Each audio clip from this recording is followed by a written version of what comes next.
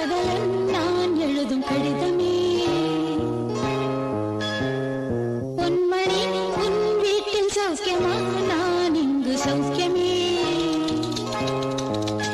உன்னை எண்ணி பார்க்கையில் கவிதை கொட்டுது, அதை எழுத நினைக்கையில் வார்த்தை முட்டுது. ஓ